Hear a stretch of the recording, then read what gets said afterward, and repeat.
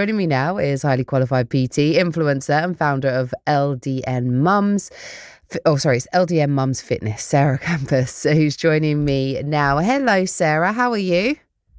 I'm fantastic. How are you? Lovely to speak to you again.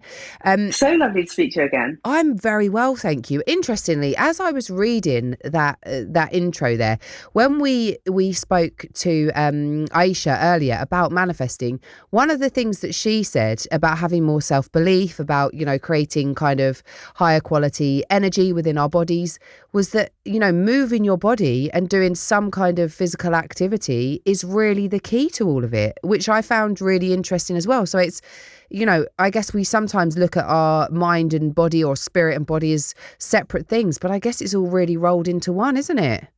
Oh my gosh, completely. I mean, just that simple act of moving your body is enough to flood your body with those feel-good hormones, endorphins, which are just so good, not just as we were saying just now, not just for the body, but the mind as well. And I think we are definitely at the end of 2024, as we go into 2025, we are definitely thinking a lot more about the mental side of fitness and exercise, as well as the physical side, which I think is so important, especially with how the world is at the moment as well. I think it's really important to think that the mental side is really, really important, and movement can give you just that. Yeah, of course. And there will be lots of people, I guess, as is every new year, that are kind of thinking about, right, this is the year that I kind of get fit, or that, for me, I want to be able to do one unassisted pull up. That's my my goal for 2025. So there'll be lots of people thinking about kind of fitness goals. And perhaps for some of those people, they might be brand new to exercise of any form. What's your advice for people who are thinking, I want to get fit in the new year. I don't really know where to start. So I would definitely say start small, 100% start small and set yourself clear goals, small, specific and achievable goals. Lots of people will want to say, and I've heard it year on year, I want to exercise more. Come the 1st of January, I want to exercise more. But can we be more specific with that goal? So exercise more, fantastic, great. But how about breaking it down into small actionable steps? So looking to walk 20 minutes a day. Now that is achievable. People can definitely get outside and they can do what I like to call habit stacking. So, we've got a lot more remote working now. So can you take a phone call on the go whilst you're outside walking? Can you take a meeting, for example, and you're outside walking? So you're not only getting your phone call done with a friend or having a meeting, but you're also exercising as well. So making it really specific and having your clear goals. And I think also having a really clear routine as well, having a good Mm. daily routine. So for me, for example, I always will get my kit out first thing in the morning, and I'll get my kit done, and I'll get my workout done, sorry, first thing. That, for me, that's so important. It's a non-negotiable. It's my golden time. I've got 3 children under 6. I Wow. need to get that thing done. It needs to happen early, not only for me, because I'm then getting my workout done, because I'm then a better person Mm. for not only for myself, but for my kids, for the people I interact with. And then I also find by making sure that I've obviously, scheduled it in like a calendar appointment, for example. If I do that every single day, consistency is what builds sustainable progress. And that is how you will build those sustainable, healthy habits, is consistency.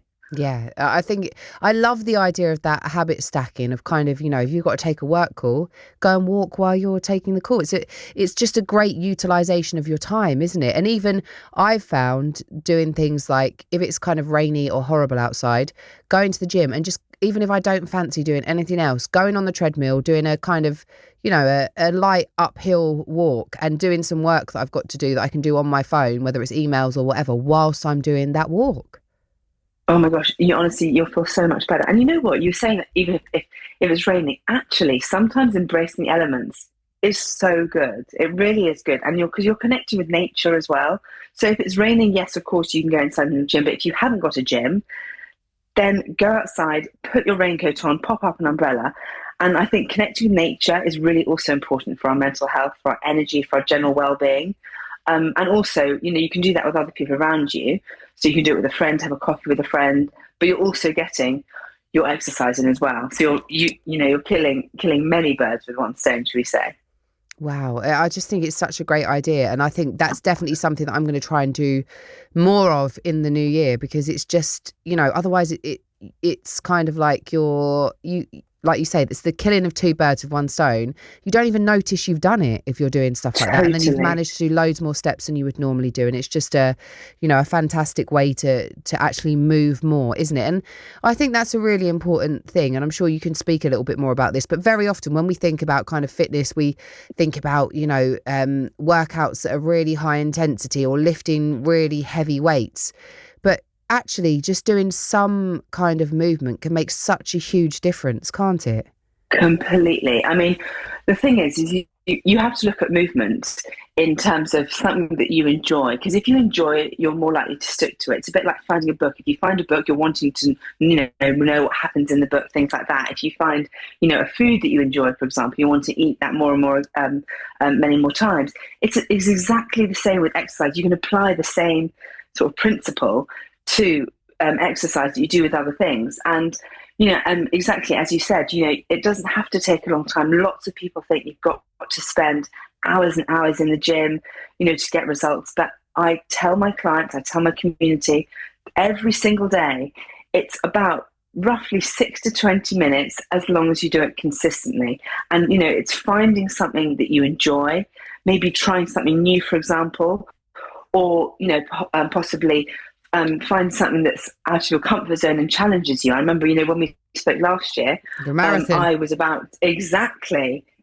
So I actually aced the. I say aced the marathon. What I did, I finished. I got to the finish line, which was amazing. Congratulations. Thank you very much. It was the most incredible day. It was just magical. The human energy of that day was insane. The journey was not the one I'd planned, because I got a stress fracture in my ankle through at week 5, so I couldn't actually run for 7 weeks. So I technically had 4 weeks to train for the marathon and like learning to start to run again, basically. So it just shows that discipline and consistency and having that mindset, the mental side of things, that you can still achieve what you're wanting to achieve. So since the marathon, which was my first ever run, that was obviously in April, I've now done three halves marathons and 4 10-kilometer races since then. Incredible. So it just shows that you can, so for me, I was doing what I encourage other people to do, which was go outside your comfort zone, find something challenging, find something new. That is what excited me. And I have to say, I think I've actually got that running bug, because I am doing the marathon again next year. You're doing I it know. again. See, I am doing it again. some people I know do it and then they're like, right, that's it. It's ticked off my list now. Never doing it again. Whereas other people do one and then they're like, oh, yeah, it's such. I can imagine know. it's so. I am that person. It feels like such a sense of achievement. It's, that sense of elation as well. And also, like you said, I guess at the start of this, you have 3 young children and that time is like golden time for you, where you get to, I guess, be by yourself and do something that's just about you. And, if you're a parent, those kind of moments are few and far between, but still very, very important. It is, but you know what? I'm going to also say that even if my kids do wake up, which sometimes they do, but I do not, tell them to go away. I actually get them to, watch me or to get involved, and then they'll then want to copy. So for me, if they do wake up, that's absolutely fine. For me, kids should not be your excuse. They should not be your reason not to exercise. They should be your reason to exercise. So I know, there are many people who are parents.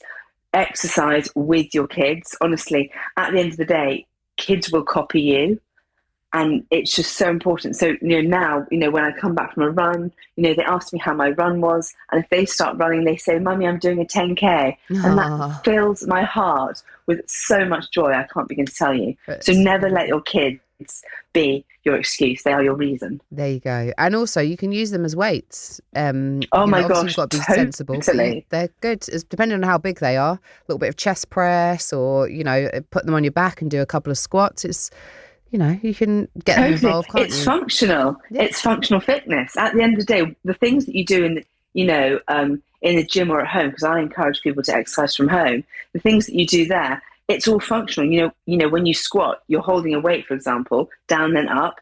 You can then hold your child down and up, or you could hold your washing basket down and up. It's all functional at the end of the day. And as you know, as long as you're doing it the right way, think about what you're doing, get them involved. Absolutely get them involved. I They love will that. love it and you will love it. Fantastic. Really, really important. I think, like you said, they're not an excuse. They should be the reason. So just before you go, quickly, we've got about a minute before we've got to go to the travel. What would be your top 3 tips for having a healthy start to the new year? So I would say don't think about your aesthetic goals. I would say think a lot more about how much energy do you want to have, how confident do you want to feel, what discipline do you want to craft, or what impact do you want to have upon those around you. That would be number one. Then I would say thinking about when you track your progress, celebrate the small wins. So you can be tracking your progress by the clothes that you wear, by how you feel, but celebrate it. So if you are in a smaller pair of jeans, for example, fantastic, absolutely celebrate that. If you wake up, feel more energized, celebrate that, use it. And then my third one I would say is start small and stay flexible. So don't overwhelm yourself by trying to do everything at once. Because I know loads of people, January the 1st starts tomorrow, and people want to be like, I want to do everything, going to hit the gym, going to eat healthy, this and the other. No, calm down, slow down, okay? Just adjust everything as needed and then celebrate the progress, not the perfection. Thank you very much, Sarah. I think you delivered that in the way that some of us needed to hear that. No, slow down, calm down. Slow down. Exactly, exactly. Look, Sarah, it's been lovely to talk to you. For people who want to find out more about what you do, where do they need to go?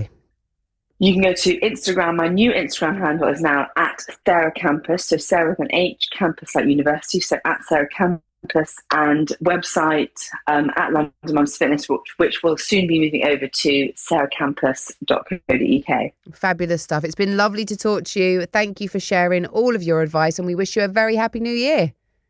Fabulous. And you. Happy 2025. Thank you. That was the incredible Sarah Campus there. And as she said, you can find her on Instagram at Sarah Campus.